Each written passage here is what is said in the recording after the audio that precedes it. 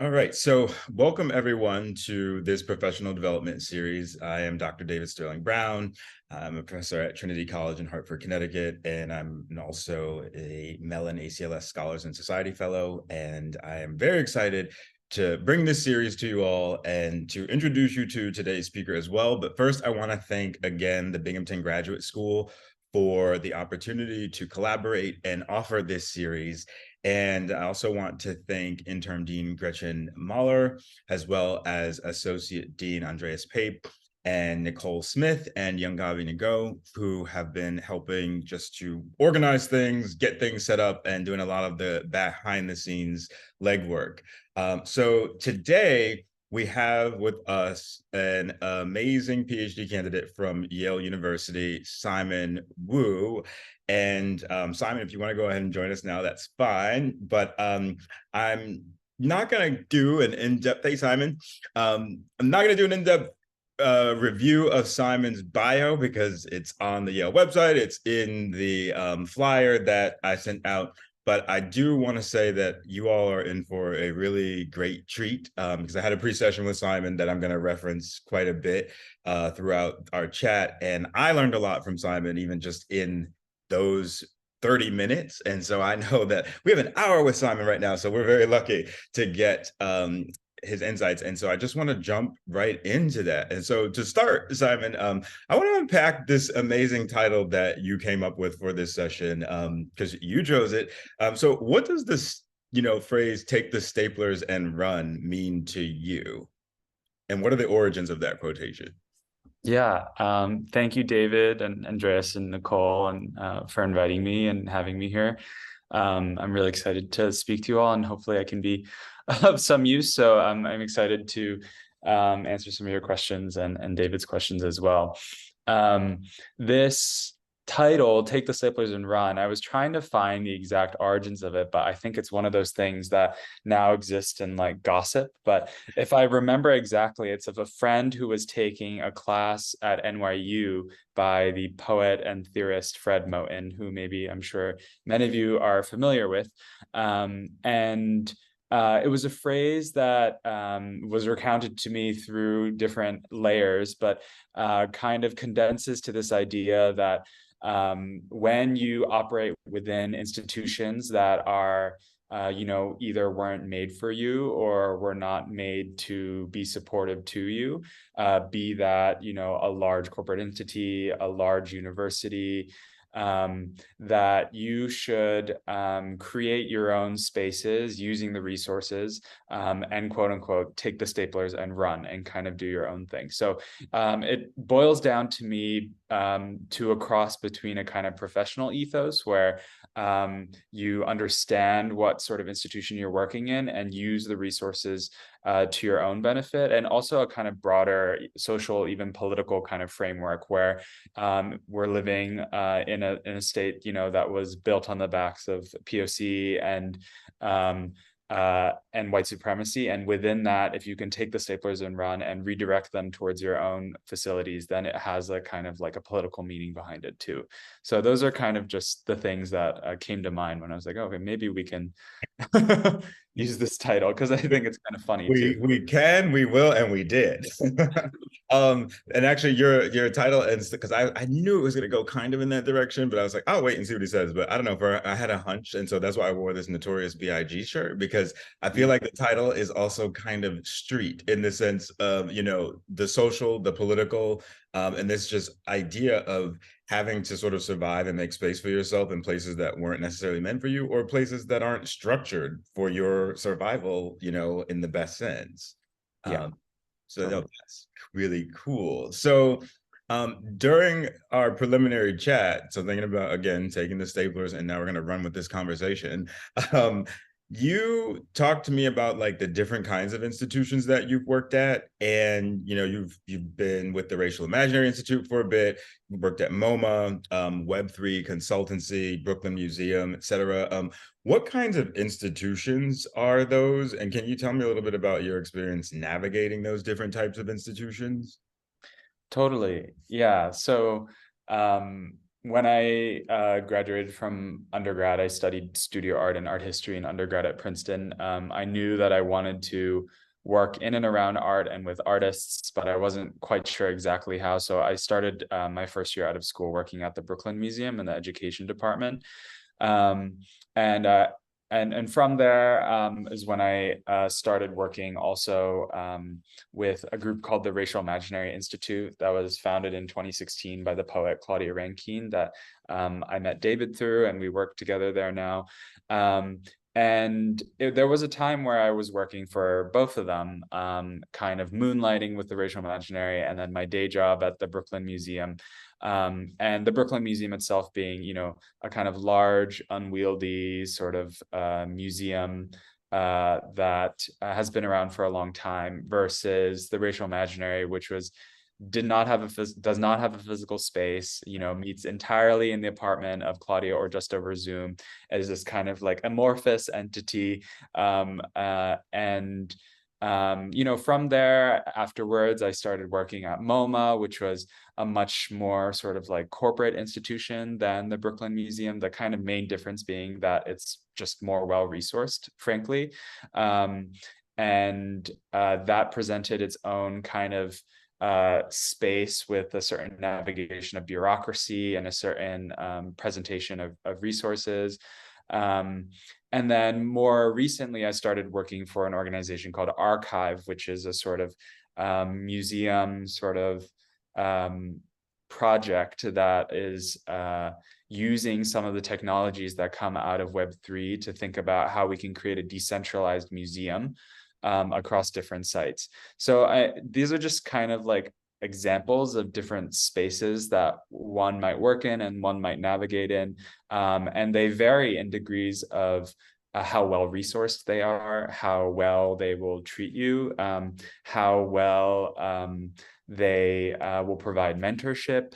For example, when I was working at MoMA, I worked very closely with my boss, whose name is Michelle Kuo. And I really prioritized trying to spend time with her, as well as prioritize sort of using the resources that MoMA would provide, which are like, oh, they'll pay for language classes, they'll give you really good retirement funds, they give you good healthcare. And that allowed me to take on other kinds of activities that are perhaps more economically precarious, like working with the Racial Imaginary, where I'm not going to get any of those things, but the institution itself is so much more vital than a project like MoMA, because it's like kind of on the ground, you're working directly with artists and people. So in each of these different sites, as I'm sure everyone goes through, you kind of calibrate to yourself, what is this place giving me? What can I kind of learn from it? Whether it's the kind of experimental nature of the organization itself, where something that's much smaller, you can have a lot more say, or if it's something much larger that's very well resourced and there are people within it, you can kind of take advantage of the resources, but maybe also the people, and sort of tolerate the larger aspects of it. But I can go into more specifics as we go on, but that's kind of a gloss of those different institutions. Well, I love that, because I got a lot out of that just in terms of thinking about, and I do that now as a professor, but I didn't always. That's why I was like, people are going to learn from you. I know it. Because thinking about the bureaucracy, the resources, the structure, how you get treated in different spaces, opportunities for mentorship, and also the size and scale of places can really matter a lot. And what I really was struck by in what you just said was how you consciously made a decision to prioritize using particular resources, not just like physical resources, but also human resources, like Michelle Kuo, sort of aligning yourself and staying close to her and seeing what you could learn, but then also taking advantage of free opportunities to get further education, which I imagine has helped you in some way. Yes. Definitely. Yeah. I mean, it's an amazing perk. More corporate spaces are, maybe not as exciting as an entity to align yourself with as something like the Racial Imaginary, but they can offer these kind of perks where like, oh, it's great to have health insurance. It's great to be able to, learn a language in my free time with their resources. Yeah, and so a lot of this can require when we think about using your skill sets, because like you were using them cross institutionally, and so it's part like hustling, but also part thinking about how you can make those things work together so that you can meet the outcomes that you want to meet, which is pretty cool. So, because I think this is important, so I'm kind of backing up a little bit, but why do you think it's important to reflect on like institutional structure and one's place in that structure? Thinking about the difference between like MoMA and the Racial Imaginary Institute, for instance. Yeah, I think um, both on a kind of, practically on a professional level, the scale and type of institution will greatly determine what your role will be there and what your experience is like. At MoMA, I was at like the bottom of the chain, and um, it severely sort of limits the kind of opportunities you can do. And the larger spaces, the more specialized kind of jobs they will offer you, Right. where it's like you're doing one specific thing for one specific person. Whereas at a smaller institution, like uh, one that you could barely even really call an institution, even at like the Brooklyn Museum, which is much smaller than the MoMA, you're tasked with doing a lot of different things, right? And so your role kind of has to fill to accommodate for different kinds of skills. You may be working in education, but you might have to do a bit of public programs. You might have to do a little bit of teaching. You might have to do a little bit of this. And some of that is like poor practices in nonprofits where it's like, oh, you should actually just hire another person to do this, not make me Yes. do things. But if it's something that you find is helping you and that you're learning, especially at an early stage, it can be helpful to have to be a jack of all trades for a little bit of time if you can manage it. It gives you a hand in a bunch of different things. And so in terms of that, yeah, thinking about scale and the institution itself, it is a bit of a strategic consideration about what kind of skills will this allow me to develop? What am I giving in order to receive those skills? Like either in time or in sacrificed salaries or in resources. Yeah. Yeah, because one thing that I mentioned in the last session, and our final speaker in this series, Stuart Crabb, is going to talk maybe a little bit about this, but all money is not green is a phrase that he said to me. And I think that's so true in relationship to what you just said. And I definitely can relate. I used to work for Teach for America, so I know the nonprofit world. And you do become a jack of all trades. But if you're like not happy in those spaces, so even thinking about maybe taking on a campus job while you're a PhD student, for instance, or something, you can think about how you can use the negative to your advantage. And it sounds like that's something that is coming out of what you're saying in terms of just figuring out like, okay, even though I'm doing all these things, I'm getting marketing skills, I'm getting interview skills, like all these skills that you're acquiring might be useful to you later. Completely. And, when I left school and I was looking for jobs, like, I, have worked a lot of my life and I've continued to work. Like help support my parents. So it was never a question that I always had to find a way to pay the bills and also get healthcare. And, trying to figure out where you'll get what from where uh, Mhm. is part of the consideration. Yeah, and yes, because we all have to survive, right? Somehow, some way. So when I think about the Mhm. skills that you had to develop and the different kinds of jobs that you had, so from like the most menial task, for instance, you said, at MoMA you were at the sort of bottom of the food chain there. Um, and then the most demanding jobs, what are some of the core skills though that you feel like you developed even, in that range of tasks that you might have had? Yeah. Some of it is banal in the sense that it is uh, learning kind of email demeanor, where it's like, is this better as an email or should I call this person? Should I bother this person with a call or should I sort it out over email? Um, and Mm. writing clear emails, both in terms of when you're inviting guests to come and speak at your institution, or having to file different kind of paperwork to get them paid.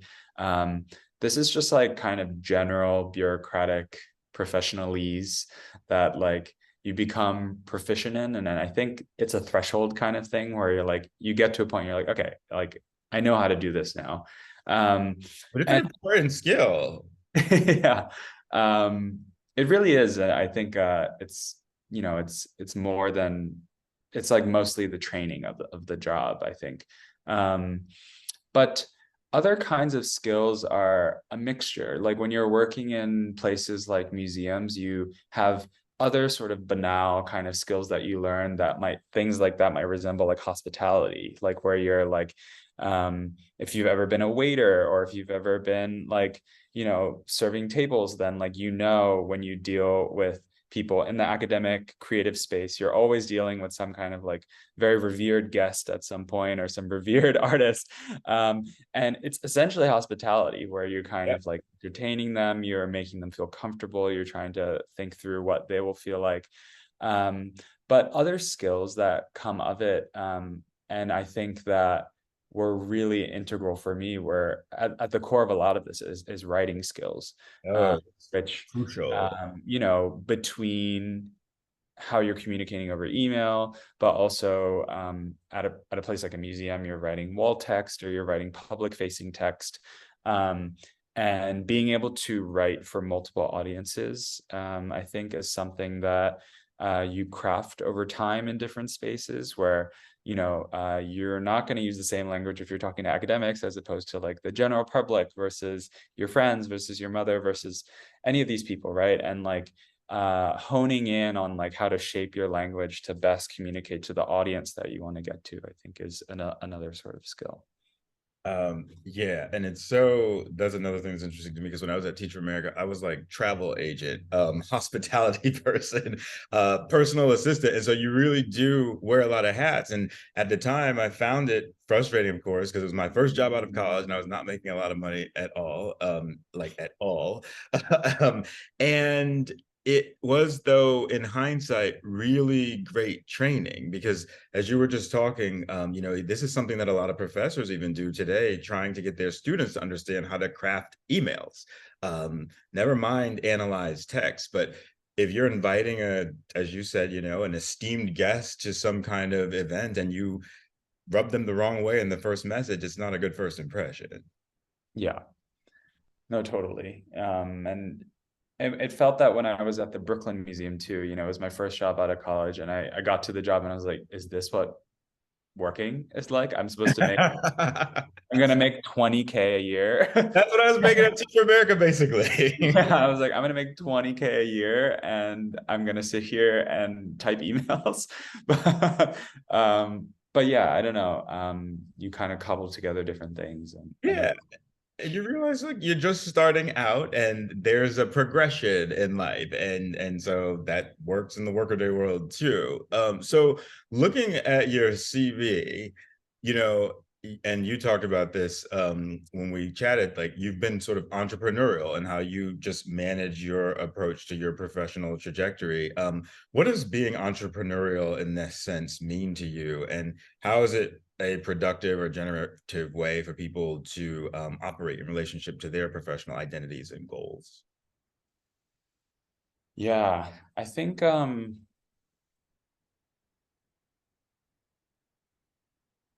the connotation with the word like entrepreneurial is to become a sort of like self-made business, right? And like, Yeah, the brand.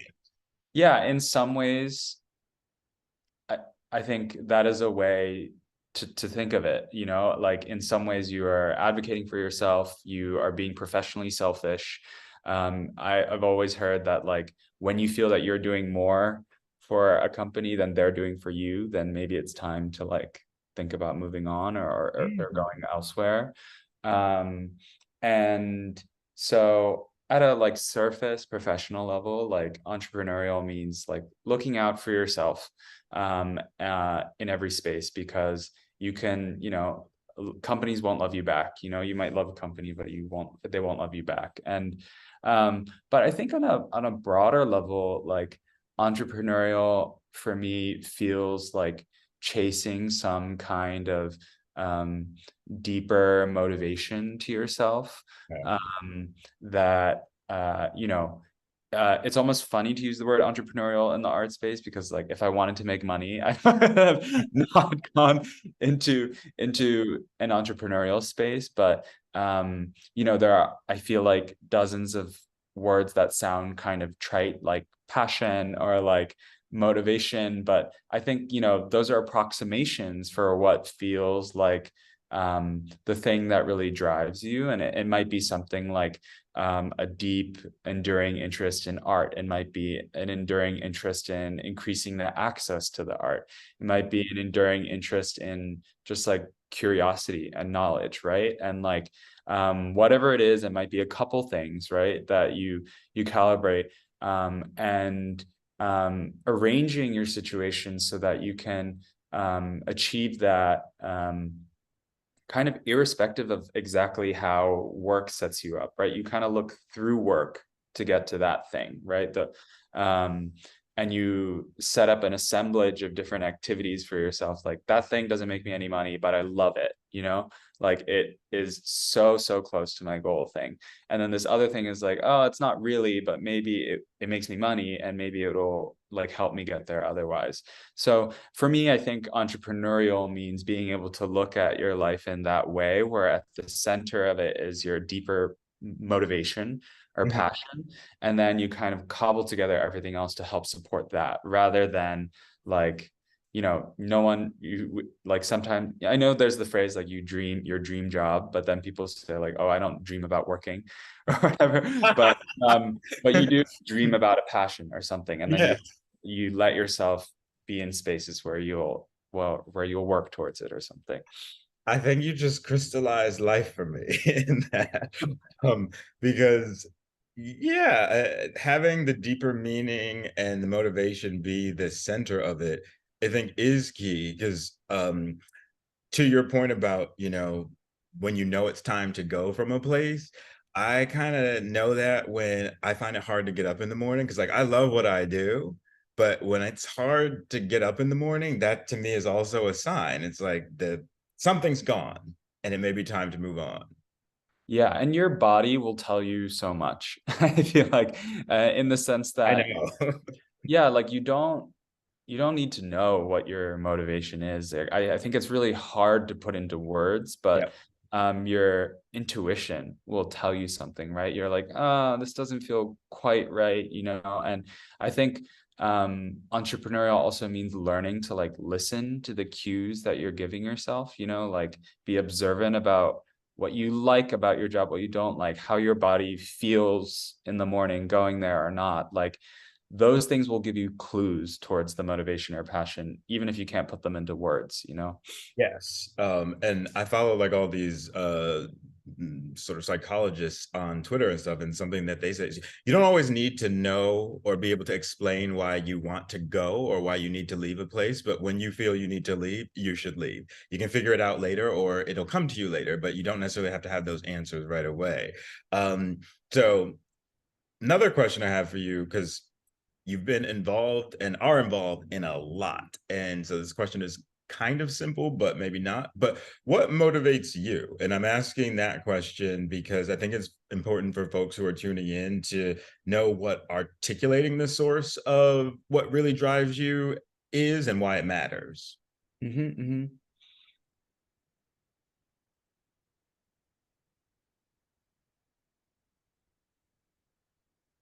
I'm like on my Oprah here with all these questions. Yeah, I want to be thoughtful about Yeah, it. take your time.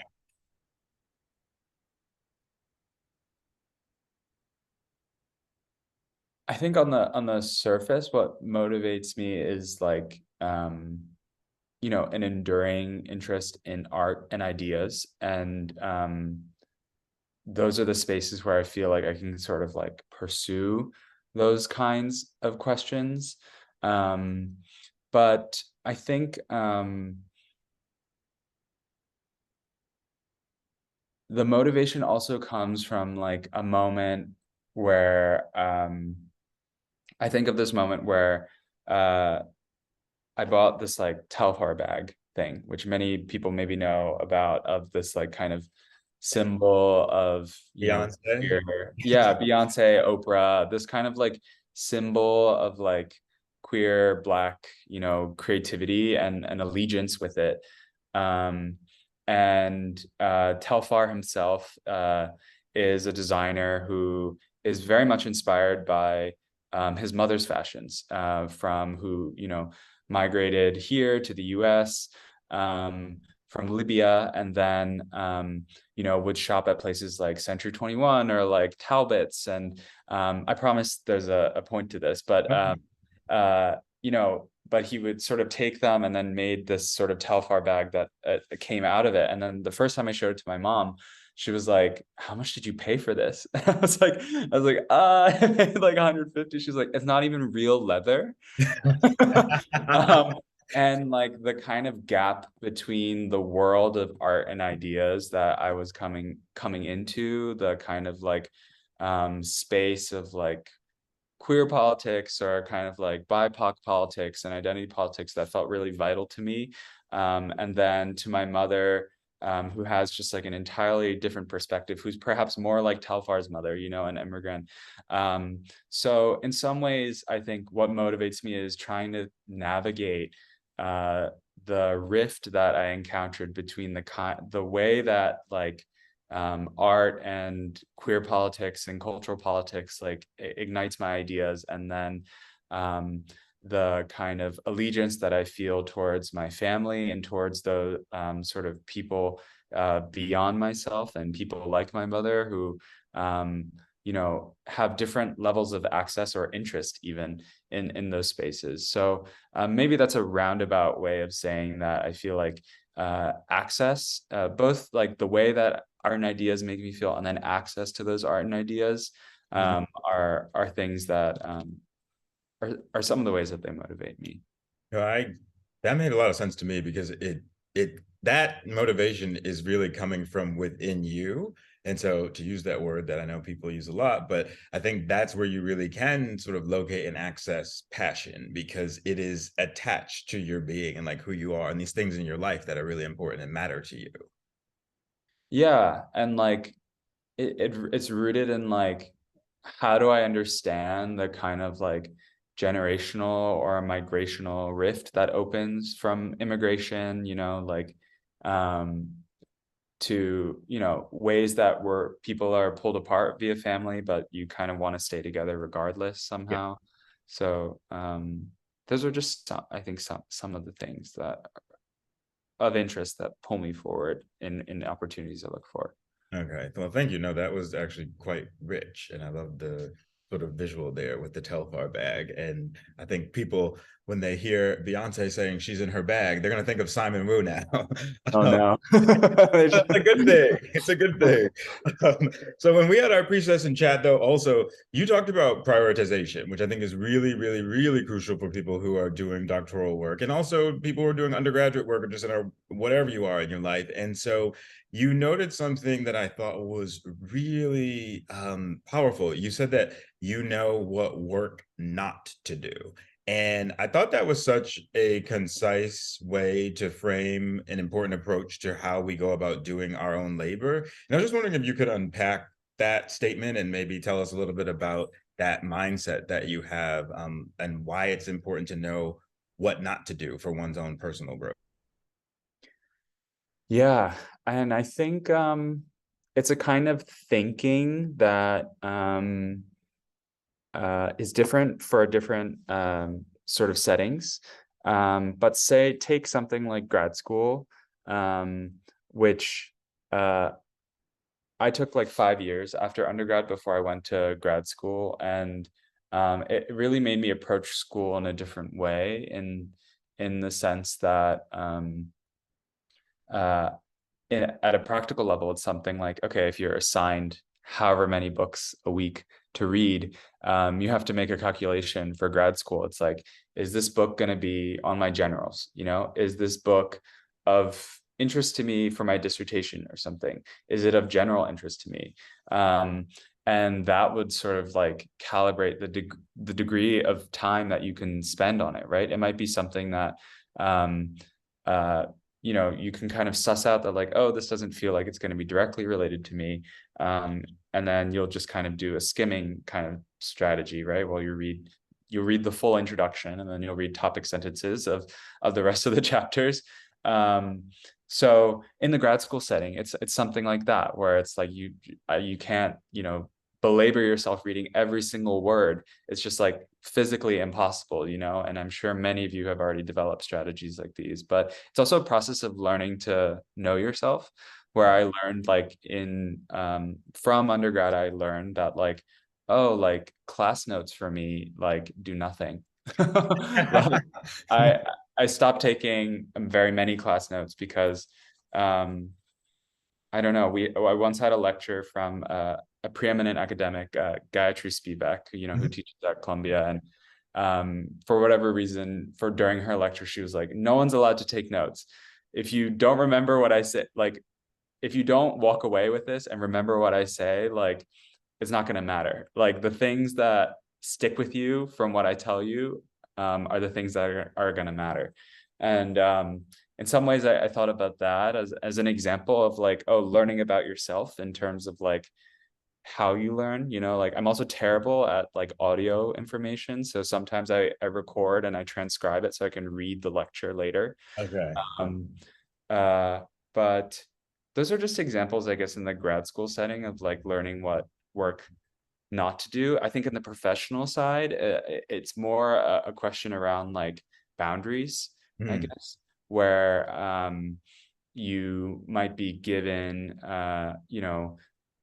or have a personal assistant job, and to the degree that you're able to set boundaries in terms of like, I'm only available from 9 to 5 p.m., or like, I don't answer emails after this, or um, uh, being really clear about that at the outset. Of course, it's not always possible. Like, there are some things that you will tolerate if Right. you respect the person enough Yeah. and you do it as like a favor. But I think in the professional setting, knowing what or not to do is a boundary setting kind of question. Yeah, and respecting the people you work for is important, but like you said, these institutions aren't going to love us back, and so we need to respect ourselves. And that means honoring boundaries. Because when you're talking, it remind me of this. It's like a children's book called "If You Give a Mouse a Cookie." Uh, Hmm, I don't know if you ever heard of it. I haven't.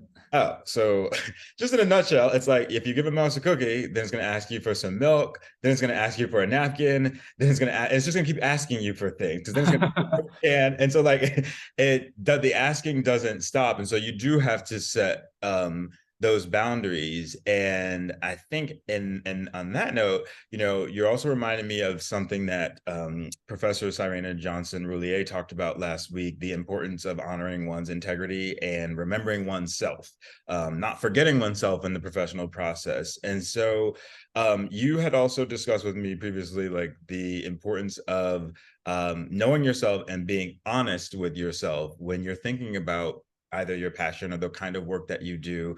Um, Cyrena had her own reasons for saying that, but I'm wondering, what are yours when you think about integrity and honoring yourself and being honest and all that? Yeah, I can speak about them in the context of working in art, where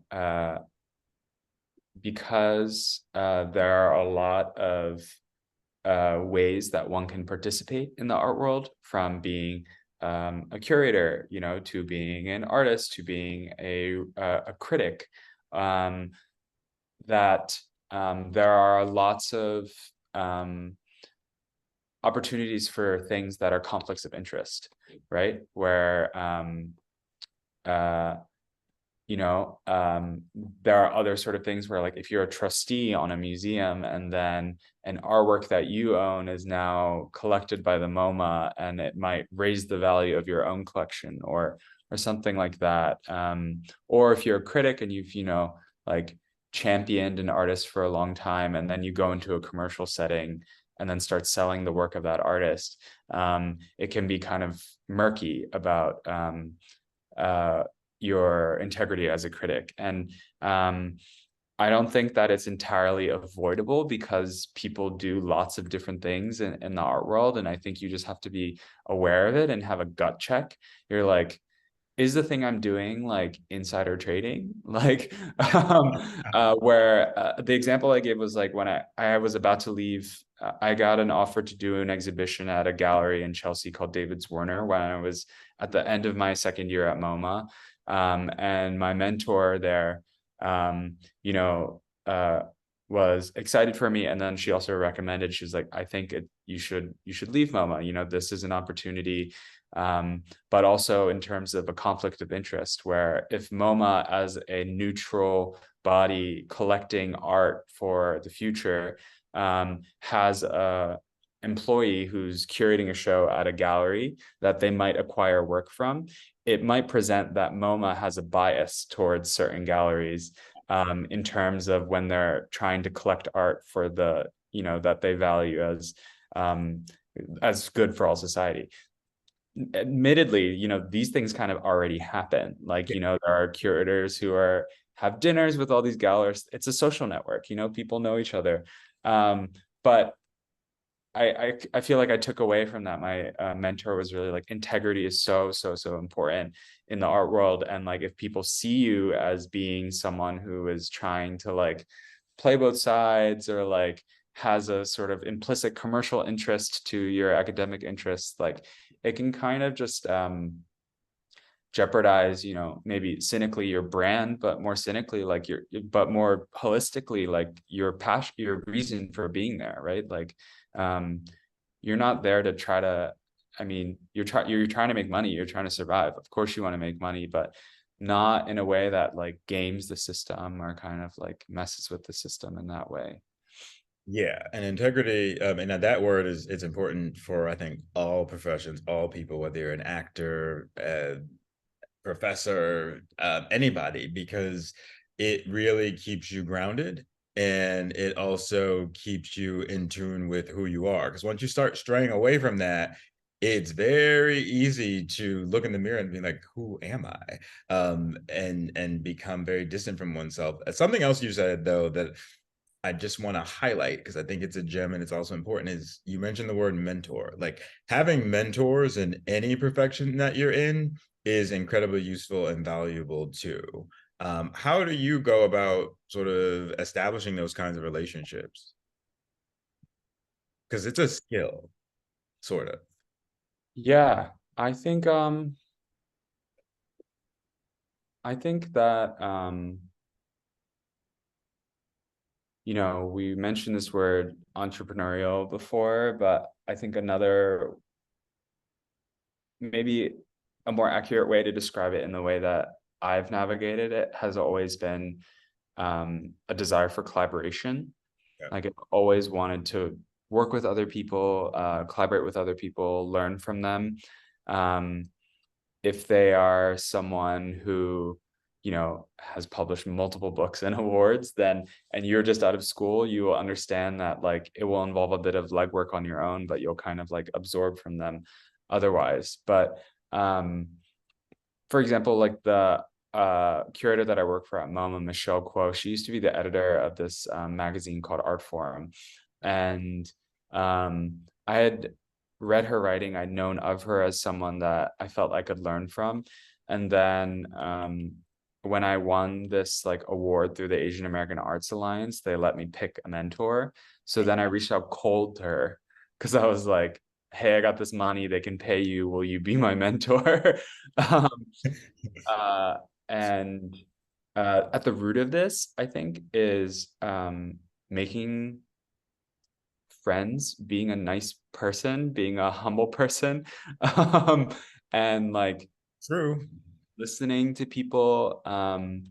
And I think that never underestimate the power of like an opening, like a weird party or a reception. Like in the schemiest of minds I have, like how you meet a person usually has a lot of say on how your relationship will be set up in the future.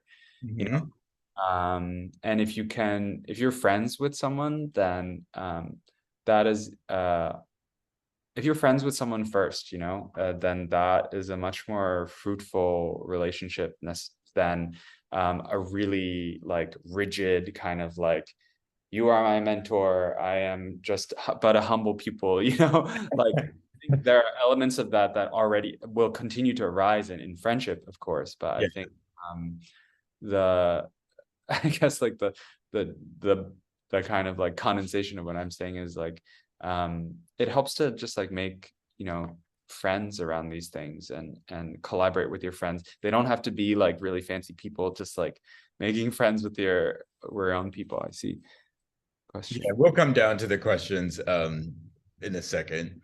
Um, I'll come back to those, but you can continue. No, that was mostly it. And I mean, from like the prior question, I'm sure many people have read this, but there's like an amazing Toni Morrison, really, really short piece. It's called "The Work You Do, the Person You Are," about Okay. intimacy. If you haven't read, I'm sure many of you have read. I think it's like amazing. Yeah. I am gonna copy and paste that, and because I'm gonna have maybe a list of resources that I'll send out to people. I have a couple more questions for you, and then I want to come to the questions in the chat. And if people want to roll questions in there, that's fine. But so another thing that I want to get to, because when I'm thinking about the frame of this series, right, it's about being an agent of change and in the work that you do, which clearly you are. I mean, you talk so passionately about both institutions and the types of institutions that you work with and the kind of work they do and what excites you. So what do you like value professionally, intellectually, or as a citizen of the world, and how do those values feed your desire to be an agent of change? Yeah, I think those kind of values are things that I calibrate with like my own set of skills and my own set of interests, right? Like where there are issues in the world, and then there are your own skills and what you can do, and then the Venn diagram of like what you like to do, what you're good at, and then how you can contribute to that. Um, and for me, I think most of it has been like trying to produce more just and equitable art institutions and spaces. Like I feel like not only this is like a quote from Viet Thanh Nguyen, but like not only trying to speak for or raise the voices of marginalized people, but trying to, as he says, abolish the conditions of voicelessness, right, to begin with. And that is a way that I try to think about institutions a lot, like what sort of structurally is set up so that um, uh, why is it structurally set up so that there's only like one show by a Black artist every 3 years or something, or like one show by a woman every 10 years, like um What's and being perpetuated? yeah, and trying to think structurally but then acting quite locally. I think that is a thing that people say at some point, but like in the terms of like um immediately where you are, right? Like when I was an assistant at MoMA, I was like really involved in the union protests and like and the activists in that kind of space. So it's like thinking structurally and then trying to like in your day to day implement what you think about those, um, and towards something like more just and equitable art institutions. Yeah. And so, speaking of art and your love for art, and I have a couple questions that I may or may not ask because I want to get to the one in the chat, but I want to ask this one because I want to make sure people know that you have a book in the works that'll be coming out. And I was just wondering if you could talk a little bit about that, tell us a little bit about it, and just how does that fit into everything that you are doing, for instance? Yeah, I felt that What's the book called? the book is called Dancing on My Own, like the Robin song. And I'm in the corner. yeah. And it is a book of essays that's drawn from the writing that I was doing in the last 5, 6 years when I was working across these different institutions in art. Um, and I feel like as I was like moving around the world and working in these institutions, like the art reviews and essays and pieces that I was writing was like the subconscious of like everything that I was doing, where I was trying to like process and in real time what was happening. And so when I left MoMA, and then I was working with the Racial Imaginary for a year, and before I started grad school, I had just the thought to um, uh, accomplish that prior thing that I said about trying to understand the rifts between my parents and me, Yep. uh, and art that also tries to bridge that gap, whether it be a gap of generations or gaps in class or gaps in taste, and how you kind of try to find spaces to put them together regardless.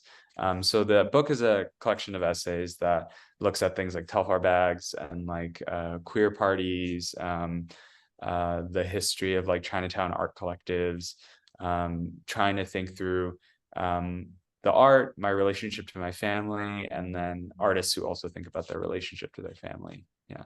That's awesome. And when is it gonna be in the world? It will be out in the world in summer 2024. So Very cool. But we'll have to definitely be promoting that on Twitter too. I told you all, Simon Wu is brilliant, and there you have it. And who's publishing it? Harper Collins. Awesome. Congrats. That's really awesome. Thanks. So let me turn to the chat because we have a question there. And folks, if you have questions for Simon, now's the time to ask them. So Nicoletta asked, in an entrepreneurial sense, I wonder about two things. Setting your individual self-brand by curating your website and online SM presence and to social media, and to expand on the great setting boundaries advice. Would you zoom out and speak about work-life balance? As doctoral students, can we lose sight of such balance? Yeah. Thank you, Nicoletta, for those questions. I think about, so the first question, your website. I definitely have a website. I try to keep it updated with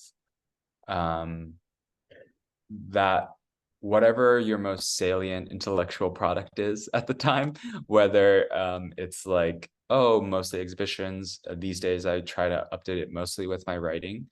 However, as you mentioned, a lot of people essentially treat their Instagram as that, to kind of like bleed into the second question of work-life balance. I'm pretty vehemently against having a professional Instagram. I'm really prefer to keep it entirely social. At times it bleeds into professional things because people I know from professional settings follow me there, but I will post whatever I want there from social. I don't care that it's like all part of like who you are. Yeah. And so that is all to say, it's a very personal kind of thing that you'll navigate yourself in terms of what your image that you set across is, like what you become known as, like your key intellectual product. And I would be lying if I said that, professional opportunities didn't come my way through Instagram, because they do. And Oh my gosh, I need to talk to you. And I don't know how to work that thing. But in terms of work-life balance, it was really important for me when I came back to grad school that I continue to treat grad school like a job. So I try really, really hard to treat it like a job, where like I get up and I work 9 to 5. I take a lunch break in the middle. Often I'll have to do a little bit more work after. It's more maybe like a 9 to 8, just because of like trying to fit in all the things you want to. But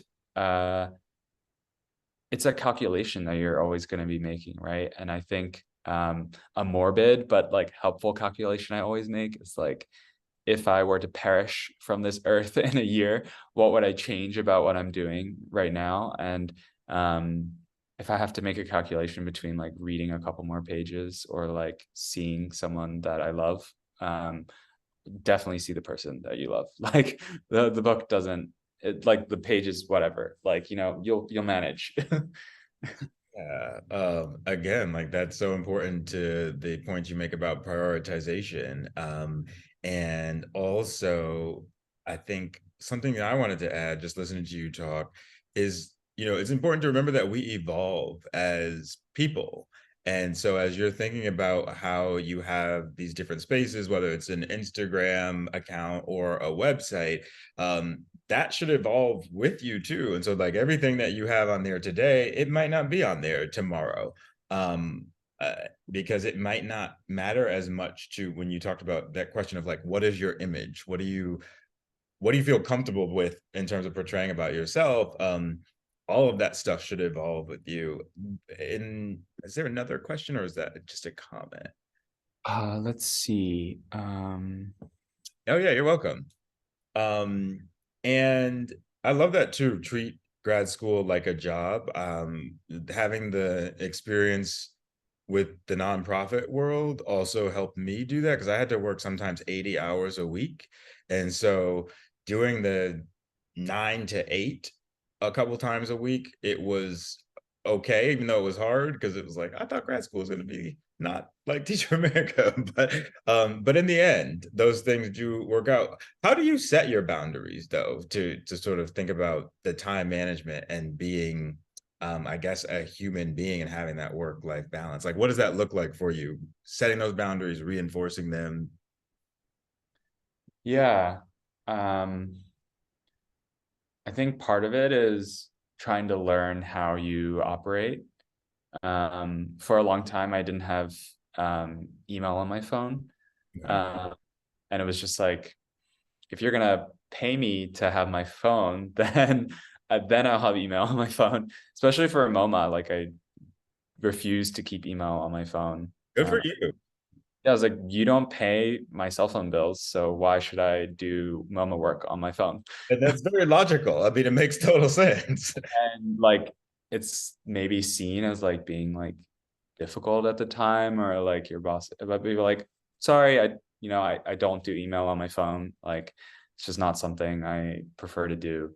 And that helps on the weekends too. Like, I don't check email on the weekends when I was working at MoMA.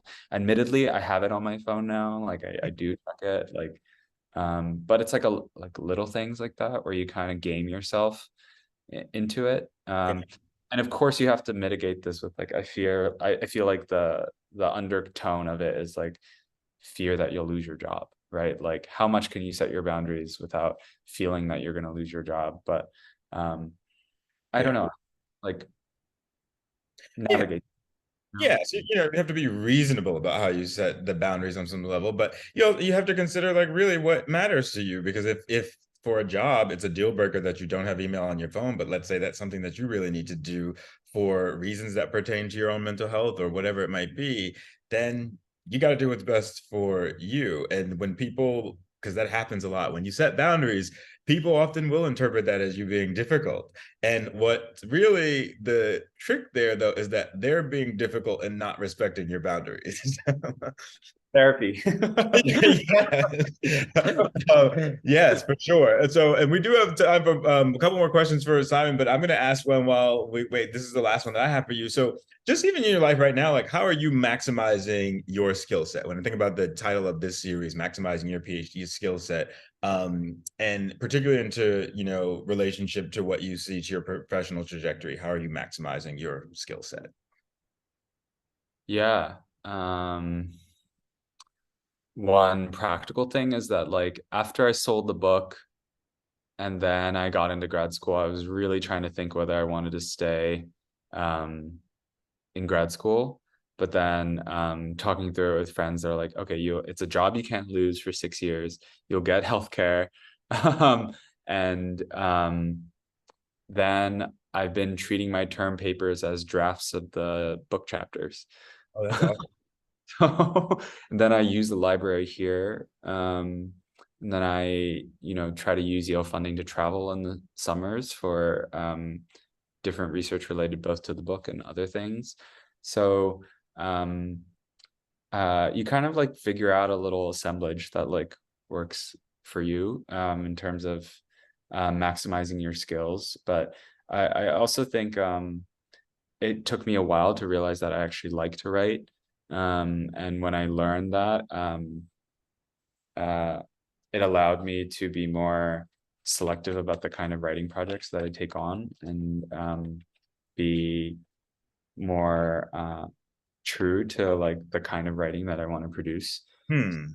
I think, yeah, part of maximizing is like learning about yourself. Yeah. And it sounds like, wow, like I wish I was like you when I was in grad school, because it sounds like you have great synergy among the things, like you're making everything work together. And that can help you be efficient when you're going through these processes of having to, there's a lot of moving parts when you're in grad school. But it sounds like you've got a good system for yourself. Yeah, I think so. Uh, And so this question, it is a question. So um, Dimas Garcia writes, I wonder about how if you tracked a change in your perception as you got further into your work. I'm thinking specifically about the relationship to your parents, then the relationship to your work, and the relationships to others around you. You discussed a bit about finding ways to bridge the gap, but I wonder about how you also shifted how you perceived the people involved in this relationship. Your descriptions are so full of love and connection, and I know that is something one has to cultivate, if that makes sense. Yeah, that makes sense. I love that. totally. I think